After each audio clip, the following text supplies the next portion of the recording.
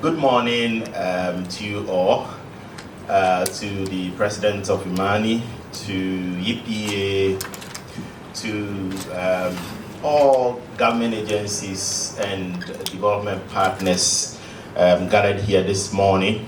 I think it's crucial that we continue our discussion as my brother the MC indicated.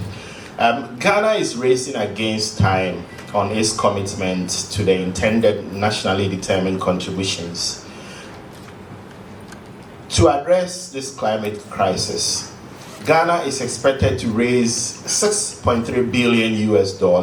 This is about 82 billion Ghana cedi by 2030 from the domestic financial markets, corporations to complement international climate financing sources to implement the updated 34 mitigation and adoption mechanisms submitted to the United Nations Framework Convention on the climate change, and then also to demonstrate its commitment to the Paris Agreement and the Kyoto Protocol.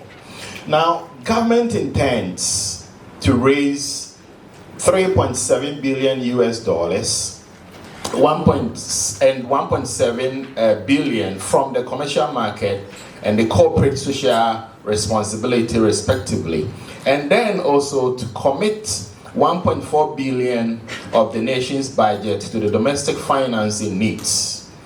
Now, we all know, and judging from the current fiscal crisis in the country and the lack of readiness of the domestic private financial market and corporation to raise the needed finance, as well as the nation's ability to tap into external climate finance, leaves us to ask more questions than answers.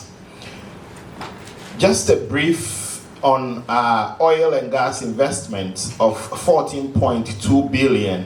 The actual climate financing inflow to Ghana from 2011 to 2019 was 1.3 billion.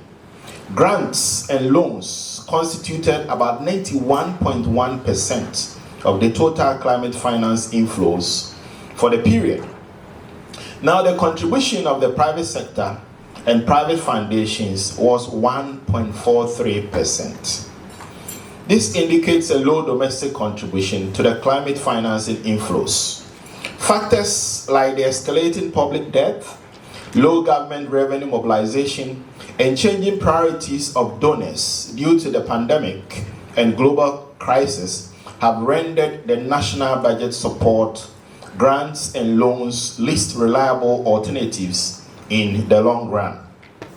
In 2019, the government established the SDG Delivery and Green Funds to raise capital to support the implementation of the INDCs. The government expects that private sector will contribute about $100 million US in SDG Delivery Fund and $200 million US in the green funds to complement the stateside effort to address the financing gap. Also, the green bonds and carbon pricing are options government intends to integrate in the private sector in the implementation of the climate mitigation. With the introduction of 3 new taxes that were recently passed and subsequently assented by the President of the Republic of Ghana, the question is, will private sector be able to commit as expected? To this, Imani Ghana seeks to undertake an assessment of Ghana's readiness to finance the INDCs under the current fiscal crisis. We have a firm belief that effective implementation of the INDCs could have a catalytic effect on job creation, community resilience, which will in effect help minimize poverty. The climate crisis poses a more severe socioeconomic threat if Ghana continue its current emission of 42.2 mtCO2e in 2016, using a business as usual scenario. Ghana's emission is likely to increase to about 73.95 mtCO2e by 2030. The high temperatures associated with the climate crisis will have a negative impact on agricultural productivity and threatens food security, since only 2% of arable lands has been irrigated. Additionally, the climate crisis will cause significant shock to Ghana's energy supply, since about 30% of electricity is sourced from hydropower. Implementing the mitigation and adoption measures remains Ghana's surest bet to address the threats of the climate crisis. However, the institutional coordination and oversight, as well as the financial flow required to accelerate technology and capacity building, remains very, very weak. Also, accountability by CSOs and other demand-side actors have been low. We intend to align the INDCs to the industrial policies of Ghana to establish the socio-economic benefits and critically gauge the readiness of domestic and external finance market to support the implementation of Ghana's climate mitigation adoption strategies. Now, the real challenge. From 2022 to 2030, Ghana must raise 22.6 billion in investment to finance the updated 34 mitigation and adoption measures to address the effects of climate change and contribute to low carbon emission. However, there is little or no evidence about Ghana's readiness to finance the domestic and external, the INDCs. More seriously is the current fiscal crisis the country is facing. Between 2011 and 2019, actual climate change investment, excluding oil and gas investment, was about $1.3 billion US dollars. Almost 92% of the 1.3 billion were sourced from grants and loans, as indicated earlier, and less than 3% from the private sector foundation and technical corporations. This significant climate finance deficit in Ghana, and apart from the threats of the climate crisis, i.e. drought, food insecurity, and energy insecurity, Ghana can potentially miss the SDG 7, which is affordable and clean energy, as well as SDG 12, climate action. If the country fails to raise the requisite investment from now to 2030, there are dire consequences.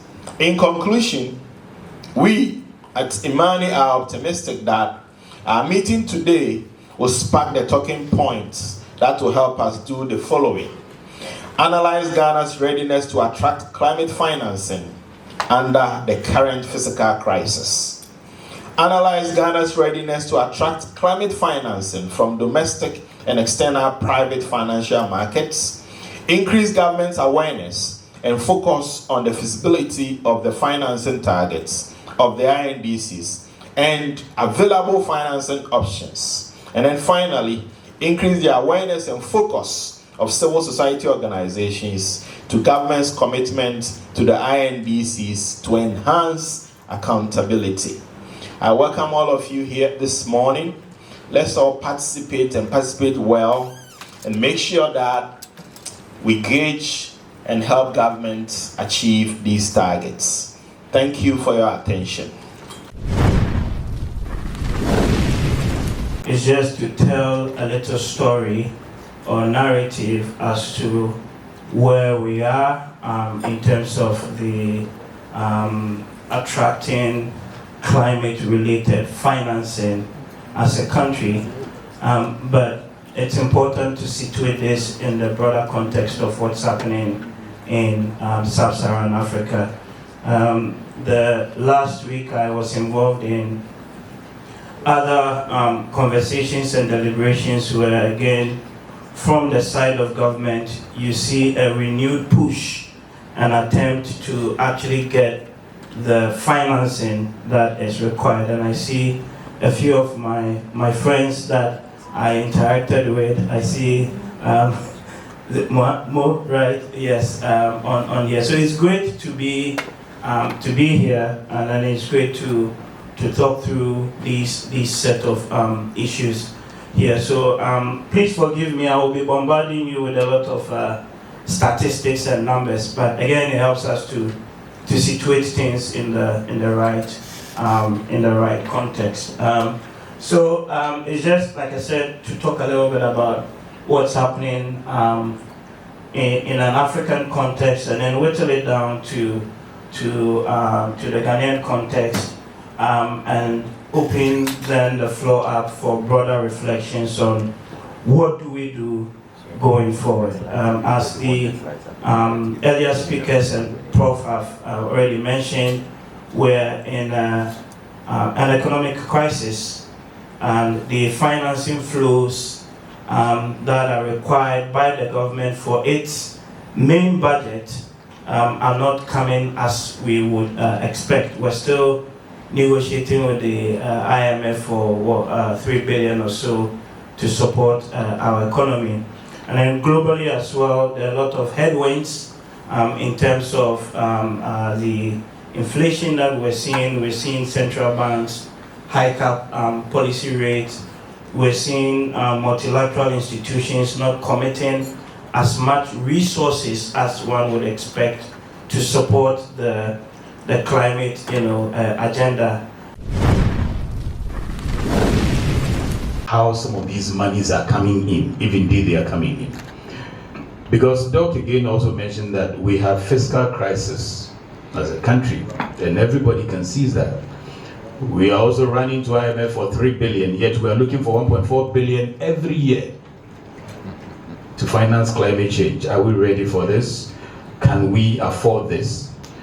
We are slapping the private sector with a lot of taxes, 3 taxes more, yet we want to encourage them to be able to contribute. So far they are doing just about 2.8%. Doc says that he wants to see them do about 18%. How do we encourage the private sector to also contribute?